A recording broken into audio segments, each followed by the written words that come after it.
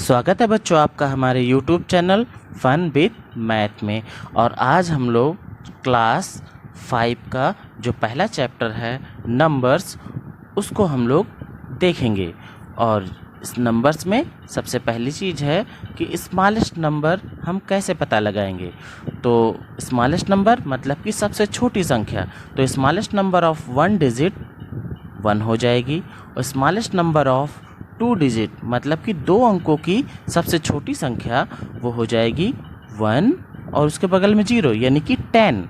और smallest number of 3 digits मतलब 3 अंकों की सबसे छोटी संख्या जो हो जाएगी वो 1 और उसके बगल में 2 0 मतलब कि 100। और स्मॉलेस्ट नंबर ऑफ 4 डिजिट्स मतलब 4 अंकों की सबसे छोटी संख्या जो होगी वो क्या हो जाएगी, 1 लिखेंगे और उसके बगल में 3 0। तो 3 0 लिखने के बाद वो नंबर बन गया 1000।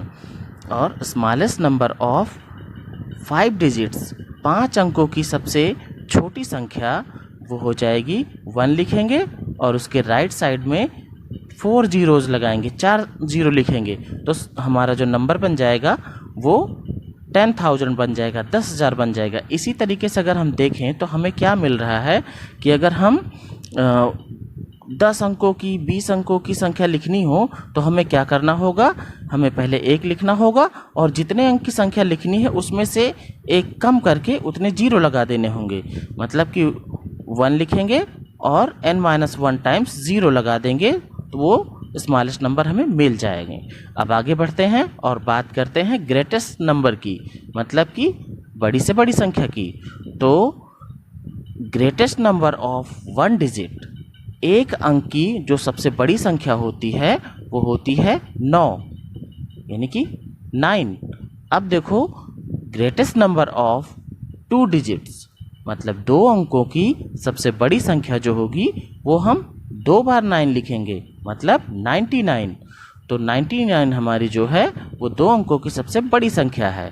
अब ग्रेटेस्ट नंबर ऑफ 3 डिजिट्स मतलब 3 अंकों की सबसे बड़ी संख्या जो होगी हम 3 बार 9 लिखेंगे और 3 बार 9 लिखने से हमें मिल जाता है 999।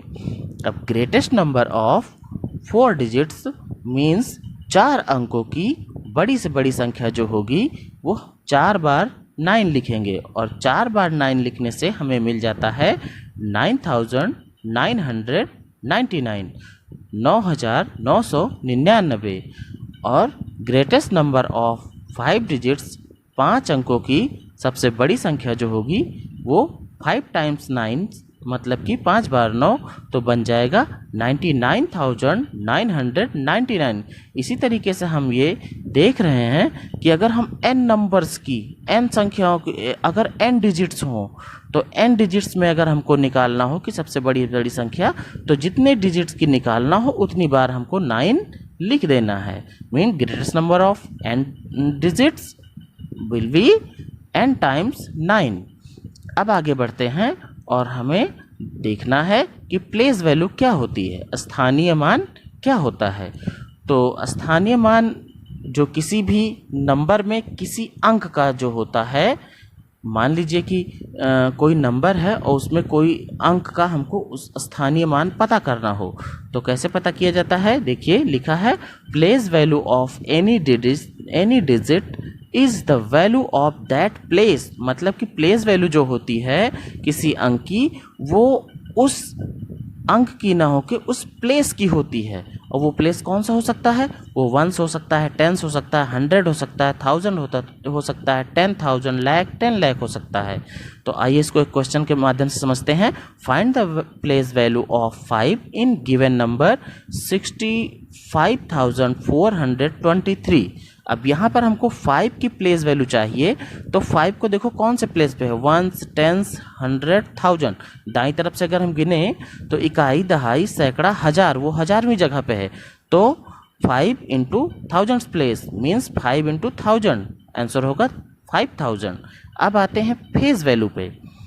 फेज वैल्यू सबसे आसान है, मतलब फेस वैल्यू मतलब उसका जातीय मान, उसका जो अंकित मान है, जितना वो लिखा हुआ है वही मान जो होता है उसे फेस वैल्यू कहते हैं। तो face value of any digit in given number will be the value of itself, मतलब जो वो अंक है जितना, अगर वो 5 है तो भले ही वो किसी भी प्लेस पे हो, लेकिन जो उसका फेस वैल्यू होगा वो वही होगा।